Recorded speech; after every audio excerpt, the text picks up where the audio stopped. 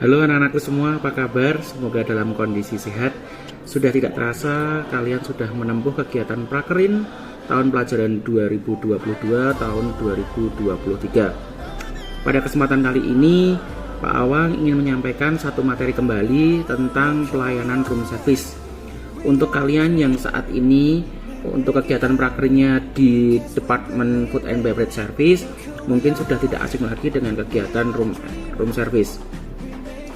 Nah, untuk pelayanan room service ini ada beberapa pengertian terlebih dahulu. Nanti kalian bisa baca, ada beberapa pengertian. Di sini Pak Awang tunjukkan ada 3 menurut Esmeldi, kemudian ada menurut Warsum, kemudian menurut Endar Sugiarto, dan Sri Solar Dining Room. Nanti kalian bisa baca artinya. Pak Awang ambil satu contoh di Esmeldik bahwa room service adalah bagian dari tata hidang yang bertanggung jawab atas pesanan dan pelayanan makanan dan minuman untuk dihidangkan di kamar tamu atau di tempat lainnya di dalam hotel kecuali restoran. Jadi memang room service ini berfokus pada pelayanan di dalam kamar. Kenapa harus ada room service? Karena pelayanan di restoran itu seperti yang Pak Awang sudah jelaskan, dia tidak beroperasi selama 24 jam.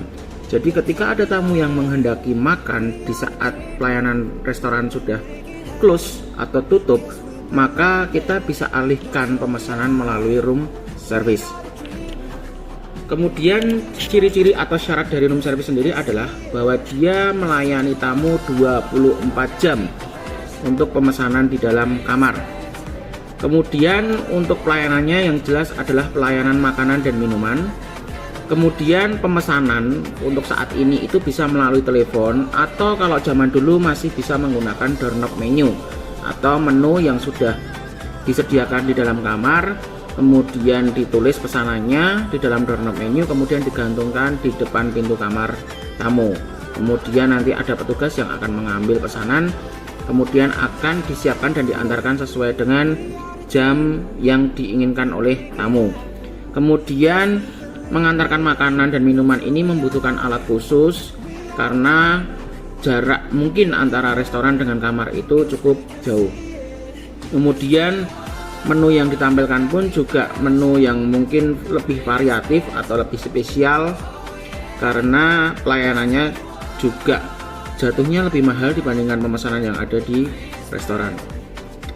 Kemudian operasional yang dilakukan di room service kira-kira seperti apa? Yang jelas harus ada yang namanya taking order seperti kalian berada di restoran, atau pemesanan bisa dilakukan di doorknob menu kalau masih menggunakan doorknob menu. Kalau umumnya sudah menggunakan telepon. Kemudian setelah sudah ada taking order atau transaksi, maka perlu di prepare atau preparation.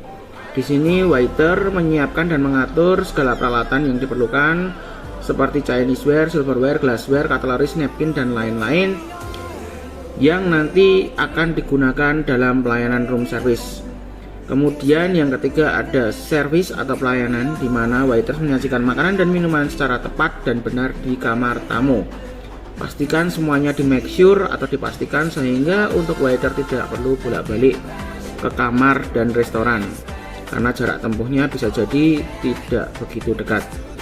Kemudian yang terakhir perlu dilakukan yang namanya clear up setelah tamu makan, atau biasanya dikenal dengan istilah check floor. Jadi nanti waiter ditugaskan di jam-jam tertentu untuk keliling di koridor kamar mengambil semua peralatan yang sudah selesai digunakan untuk pelayanan room service.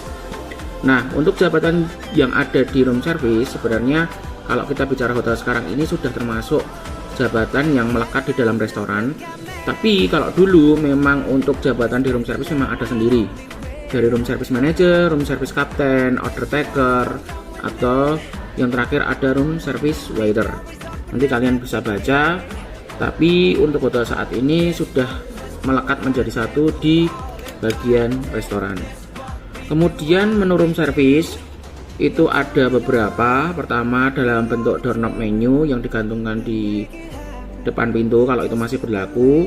Kemudian buku menu yang dia di print. Kemudian kalau perkembangan hotel sekarang itu bisa menggunakan barcode. Kemudian untuk room service sendiri ada beberapa kebutuhan peralatan yang harus disiapkan. Untuk operasional di room service sendiri itu pasti ada yang namanya telepon. Biasanya teleponnya itu sudah tercantum nomor kamarnya ketika ada panggilan dari kamar. Kemudian harus ada menunya, dimana nanti waiter juga bisa menjelaskan. Kemudian harus disiapkan captain order, kemudian desk bill. Untuk di kamar tamu itu wajib juga ada telepon sebagai alat untuk melakukan pemesanan. Kemudian doorknob menu kalau dia masih menggunakan sistem ini. Kemudian buku menu atau menu yang sudah sistemnya barcode. Kemudian disediakan pen atau pensil. Kemudian untuk peralatan hidang ini nanti menyesuaikan, bisa jadi nanti dibutuhkan tabel aksesori seperti salt paper, kemudian bunga atau vas, kemudian alat-alat yang lain seperti restoranware, kemudian linen, tray, troli, atau mungkin menggunakan hotbox tergantung dari jumlah atau kuantiti dari pesanan tamu. Kemudian menggunakan cover kalau dia butuh tutup, kalau tidak ada nanti bisa menggunakan plastik wrap. Kemudian ini adalah salah satu contoh conversation yang ada di room service. Nanti kalian bisa baca-baca sebagai referensi. Ini saya bacakan beberapa. Good afternoon room service. Kita bisa sebutkan nama kita, Awang speaking, how may I assist you? Kemudian nanti tamu akan menjawab, good afternoon, I would like to order something to eat. Dia akan memesan untuk sesuatu. Kemudian nanti kalian bisa jawab, yes please, may I know about your name and your room number sir. Ini wajib, karena walaupun nanti di telepon sudah muncul nomor kamar, ini hanya sekedar memastikan. Siapa tahu tamunya memesan untuk kamar 205, ternyata dia teleponnya pinjam di kamar sebelah atau kamar saudara 305. Maka wajib tetap ditanyakan nama dan nomor kamar. Kemudian selanjutnya, my name is Mr. Awang from room number 205. Kemudian nanti ada jawaban juga, alright Mr. Awang, would you like to order? Kemudian I would like to order something apa, nanti kamu sebutin untuk menu-menu yang ingin dipesan. Kemudian wajib di repeat juga nanti setelah selesai, sama seperti saat pemesanan yang ada di dalam restoran. Kemudian baru kalian siapkan CO nya yang sudah ada. Kemudian captain order diberikan ke departemen section yang akan memproduksi makanan atau minuman mungkin. Kemudian billnya disiapkan.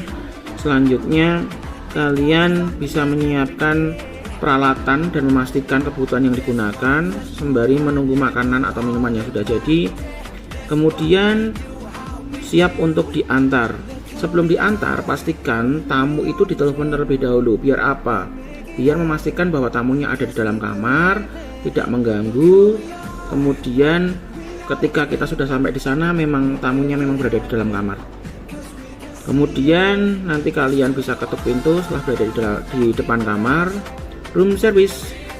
Kemudian nanti mungkin ada balasan coming please, contohnya excuse me Mr. Awang, where I can put your meal. Nah, dimana kalian harus izin meletakkan makanannya. Kemudian selesaikan billnya, atau lebih baik kalian sudah menyiapkan beberapa uang kembalian kalau memang butuh untuk kembalian. Kalau pembayarannya debit atau credit card ya memang harus balik ke outlet untuk melakukan transaksi di mesin EDC. Kemudian kalau ada tamu yang ingin ditagihkan saat check out, mungkin diminta untuk tanda tangan dan memberikan nama serta nomor kamar gitu. Dan jangan lupa sampaikan selamat menikmati hidangan. Mungkin itu saja materi yang bisa Pak Awang berikan, semoga bermanfaat untuk kalian semuanya. Kalau memang bermanfaat ilmunya, silahkan diaplikasikan untuk saat OJT ini, atau kalau kalian punya pengalaman tersendiri mengenai pelayanan room service, nanti kalian bisa komen di kanal YouTube Pak Awang ya. Itu saja, sehat selalu, semangat terus, terima kasih, salam hebat, berhotelan keren.